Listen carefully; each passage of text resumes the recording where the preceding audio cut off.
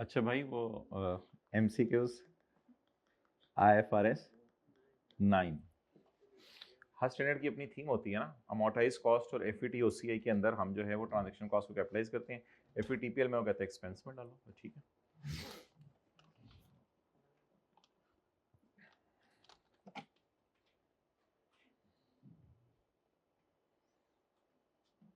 अच्छा, ये तो करने की जरूरत नहीं है, ये तो हो जाएगा खुद ही। ये हो गया था हमारा। Which of the following is correct. 48 हो गए हैं, 1 o'clock 12 मिनट खत्म कर देना, जल्दी करें। Which of the following is correct.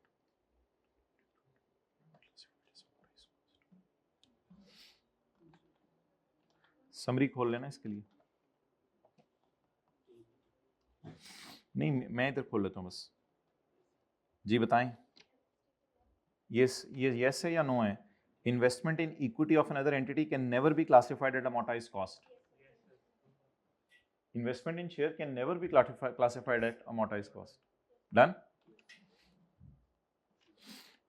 Investment in debt instruments of another entity can never be classified at FET OCI. Can be. Can be. तो अजीब सा सवाल था, आसान सा।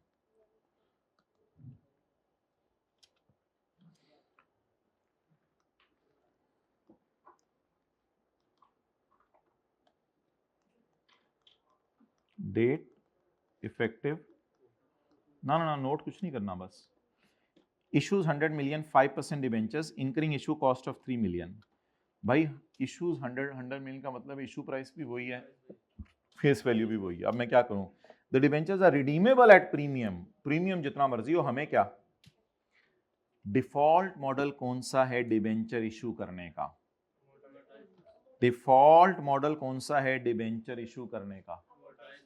अमोर्टाइज का। इशू प्राइस पकड़ें कैलकुलेटर पे 100 माइनस करें ट्रांजैक्शन कॉस्ट। जवाब बताएं 97। इस पे इफेक्टिव रेट लगवाएं 8%। कितना। यकम जनवरी 14 कितना।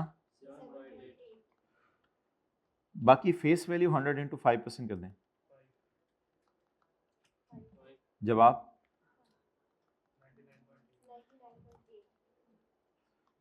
31/12/15 का।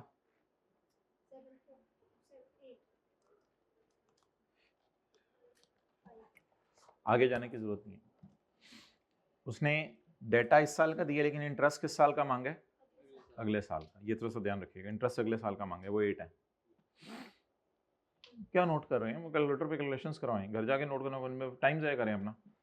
दिखते जाए ओके ओके ठीक है चलें आगे। बल्कि इस तरह के MCQ को बंदा काट देता है कि आइंदा कभी मैंने करना भी नहीं। अगर समझ आ गया, मैं सीरियसली बता रहा हूँ, इस तरह की चीज़ों को क्या करना है पेपर में करके। तो थोड़ा सा कॉन्सेप्ट बन रहा है। अगर आपको कोई चीज़ नहीं याद थी तो फिर आप जरूर टिक करेंगे, आइंदा मैं घर जाके भी देख लूंगा।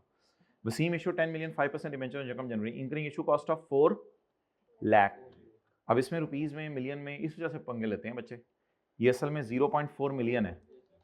The debentures are redeemable at premium, effective rate इतना है। What expense should be charge in 2019। फर्क सवाल। An entity acquires 6% TFCs, a financial asset. Acquire 6% TFCs, a financial asset. For 970, तो फेस वैल्यू क्या है 1000 और परचेज प्राइस।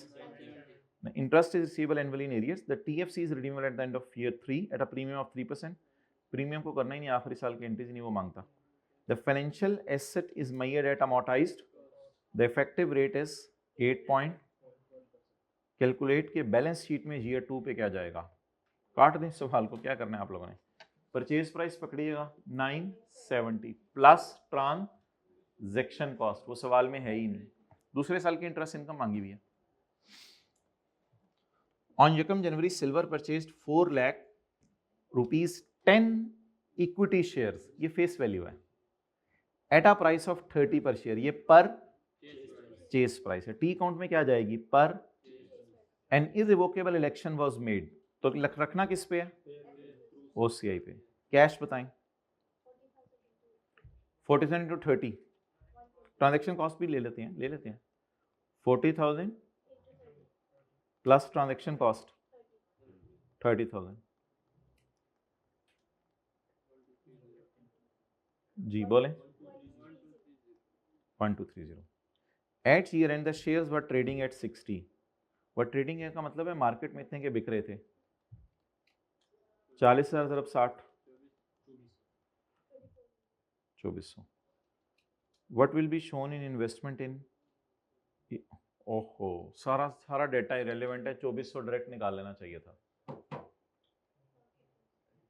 ये सारा डेटा इरेलीवेंट है, 2400 डायरेक्ट निकाल लेना चाहिए था। क्या पूछा उसने, ईयर एंड की फेयर वैल्यू पूछ लिया, बैलेंस शीट में तो ईयर एंड तो उस पर जाएगा ना, ये काम का फायदा नहीं हुआ, बस 2400 जवाब है। हाँ जी, ओसीआई में रिजर्व जाएगा, वो ओसीआई मांग ही नहीं रहा माय ब्रो, वो कहते हैं इन्वेस्टमेंट इन इक्विटी की लाइन के आगे बैलेंस शीट में कितना आएगा, वो ये तो नहीं पूछ रहा बैलेंस शीट में क्या क्या आएगा। ये प्रेफरेंस शेयर्स का सवाल है, ये बाद में कर लेंगे, नहीं ये नहीं है। Mercury purchase 1 million shares in Jupiter for ₹40 पर शेयर, कैलकुलेटर ना पकड़े, 1 into 40 purchase price 40। By the year end, the fair value of Jupiter shares had moved to 48. 1 into 48, cash की फिगर 40, टी का उनका carry down 48। If Mercury were to dispose of share, ये तो cost to cell है ना, ये cost to cell तो कभी भी नहीं, ईयर एंड पे फेयर वैल्यू पर रखना होता है, ईयर एंड पे फेयर वैल्यू पर रखना होता है या माइनस करनी होती है cost to sell. What is the correct treatment, hold shares at 47, hold shares at 48 with 8 million gain being taken to P&L।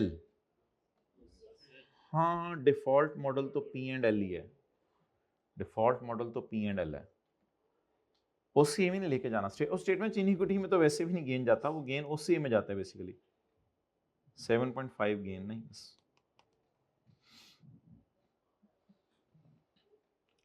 Nickel is uncertain how to treat professional fees, transaction cost. For which of the following instruments professional fees will never be capitalized in the value of asset? ओहो ओ भाई, ये तो IS 38 है, IS 38 में तो professional fees intangible की cost में डाली जाती है, वो पूछ रहे कब नहीं डालनी, दूसरे स्टैंडर्ड टेस्ट करें, इन्वेस्टमेंट प्रॉपर्टी में भी डाली जाती है प्रोफेशनल फी, ये तो IS 40 है। एफईटी ओसीआई में तो कैपिटलाइज की जाती है, कैपिटलाइज की जाती है, एफईटीपीएल में not capitalise.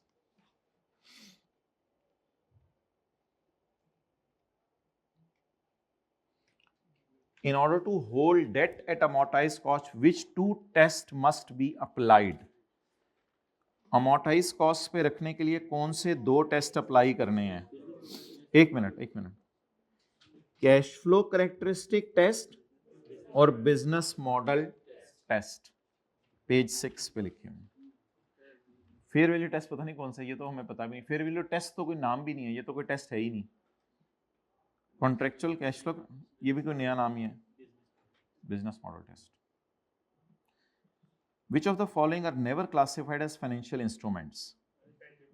Share options are financial instruments, ये हम पढ़ेंगे ईपीएस में। Intangibles are not financial instruments, debtors are financial instruments, redeemable preference shares are,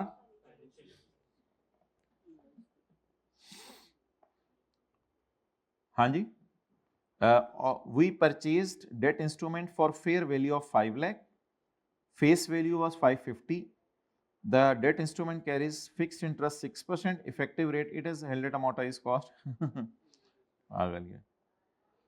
how does IFRS 9 require investment in shares to be measured?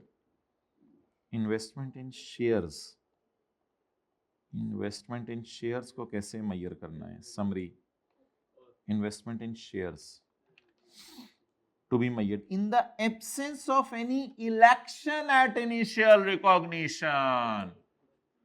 कहते हैं मैं elect नहीं कर रहा कोई चीज, इलेक्टिव मॉडल कौन सा था बताएं, एफईटी, तो कहते हैं मैं इलेक्ट नहीं कर रहा, इलेक्ट क्या चीज करते थे इनिशियल रिकॉग्निशन पे, इररिवोकेबली इलेक्ट, यहां से देख लेना, ये इलेक्टिव मॉडल है, एफईटीओसीआई इलेक्ट किया जाता था, तो कहते हैं मैं इलेक्ट नहीं करना चाह रहा, फिर कौन सा बच जाएगा, FETP 5% डिबेंचर की फेस वैल्यू 20 मिलियन है, इशू कॉस्ट 5 लाख है, डिबेंचर रिडीम होगा अच्छे खासे प्रीमियम पे, इफेक्टिव रेट ये है, what amount of debenture will appear in balance sheet? Issue वाला है परचेज वाला है? Financial liability. Sodium purchase at instrument which will mature in 5 years. Thus, who intends to hold to collect interest payments? How should this be kept? Amortized cost as a financial asset. नहीं financial liability. Asset. Purchased है ना? Financial asset. If a company had incurred transaction cost in issuing debentures. ओए, in issuing debentures transaction cost. Issuing, ये सफा खोल लेते हैं. Issuing default model यहां अमोर्टाइज कॉस्ट है. How this should have been accounted for? Added to the proceeds. Add तो नहीं होती, ऐड नहीं होती. प्रोसीड्स होता है इशू प्राइस, ऐड नहीं होती. Deducted from the proceeds of debenture. Yes, proceed से मुराद issue price. Amortised over the life of debentures. नहीं. Change charge to finance cost में तो कभी भी नहीं डालनी आप लोगों ने. ये ट्रांजैक्शन कॉस्ट जाती भी एडमिन में अगर जाए तो, एडमिन में ज्यादा एक्सपेंसिव है. फाइनेंस कॉस्ट में तो कभी भी नहीं डालनी, उसमें तो इंटरेस्ट जाता है. Which category of financial instruments are transaction cost are excluded from initial value and are expense to P&L? Initial value में नहीं डाली जाती है और P&L में चली जाती है. नहीं, इसमें P&L में नहीं डाली जाती. ये जो financial liabilities at amortised cost है ना, इसमें P&L में नहीं डाली जाती. असल में इसमें होता ये है कि आप माइनस कर देते हैं उसको, वो इफेक्टिव रेट बढ़ा देती है. P&L में नहीं डाली जाती ट्रांजैक्शन कॉस्ट. तो बोले अमोर्टाइज्ड कॉस्ट में हम P&L में कभी लेके गए थे? अमोर्टाइज्ड कॉस्ट में P&L में लेके गए थे या issue price minus transaction cost लिखा था? P&L में तो नहीं लेके गए थे. FETPL वालों में P&L में जाती है. फाइनेंशियल एसेट्स एट FET, ये P&L में तो नहीं जाती. कह रहे हैं इनिशियल वैल्यू में ना डालो बल्कि P&L में डालो. अमोर्टाइज कॉस्ट में भी P&L में नहीं जाती.